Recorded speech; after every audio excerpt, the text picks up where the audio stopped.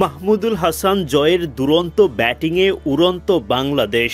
সেঞ্চুরির পর ১৫০ রানের মাইল ফলকও স্পর্শ করেন এই ওপেনার। ক্যারিয়ার সেরা ইনিংস খেলার দিনে নান্দনিক ব্যাটিং জয়ের। সাদমানের ৮০ রানের পর মুমিনুল হকের দায়িত্বশীল ব্যাটিং। সেঞ্চুরির দ্বার প্রান্তে মুমিনুল। সব মিলিয়ে রানের পাহাড় বাংলাদেশের। আয়ারল্যান্ডের করা ২৮৬ রানের জবাব দিতে নেমে ঠান্ডা মাথায় দলের হাল ধরেন সাদমান আর জয়। তাদের সিঙ্গেল আর বাউন্ডারির পসরা সাজানো ব্যাটিংয়ে বিনা উইকেটে দলীয় ৫০-এর দেখা পায় বাংলাদেশ। সেখানেই ক্ষান্ত হননি। দলকে রানের পাহাড় এনে দিতে এগিয়ে চলেন এই দুই ওপেনার। জয় খানিকটা ধীর গতিতে ব্যাটিং করলেও আগ্রাসী মুডে দেখা যায় সাদমানকে। মাত্র ৪৯ বলে ৫০ তুলে নেন সাদমান।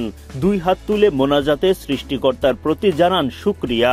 সাদমানের ৫০-র পর বাংলাদেশও দলীয় শতক তুলে নেয় বিনা উইকেটে।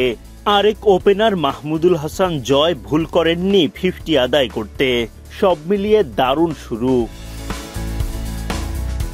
বিনা উইকেটে প্রথম সেশন শেষ করার পর দ্বিতীয় সেশনেও চলে সাদমান জয়ের কারিশমা।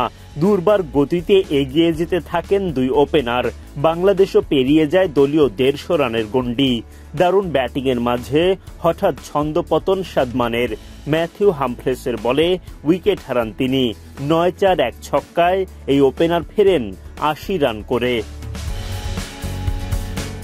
১৯৮ রানে ১ উইকেট হারিয়ে বিরতিতে যায় বাংলাদেশ। ফিরে এসেই সেঞ্চুরি তুলে নেন মাহমুদুল হাসান জয়। সাদমান ভুল করলেও জয় ঠিকই তুলে নেন দুর্দান্ত সেঞ্চুরি। সিলেটে আয়ারল্যান্ডের ওপর ছড়ি ঘোরাতে থাকে বাংলাদেশ। তৃতীয় সেশনেও দায়িত্বশীল ব্যাটিং দেখান জয় মুমিনুলরা। ৫০ তুলে নেন মুমিনুল। তাদের জুটিও পেরিয়ে যায় ১৭ রানের গণ্ডি। সেঞ্চুরিয়ান জয় আন্তর্জাতিক ক্যারিয়ারের প্রথম ১৫০ পূরণ করেন। এমন দারুণ ব্যাটিংয়ে বাংলাদেশ ৩০০ রানের গণ্ডি পার করে অনায়াসে। এর আগে সিলেট টেস্টের প্রথম দিনে ৮ উইকেট হারিয়ে ২৭০ রান তোলে আয়ারল্যান্ড। আগের দিনের আক্ষেপ বাংলাদেশ মেটায় দ্বিতীয় দিনের শুরুতেই। তাইজুল ইসলাম আর হাসান মাহমুদ তুলে নেন আইরিশ ব্যাটারদের শেষ ২ উইকেট। সফরকারীরা ২৮৬ রানে অল আউট হয়ে যায়।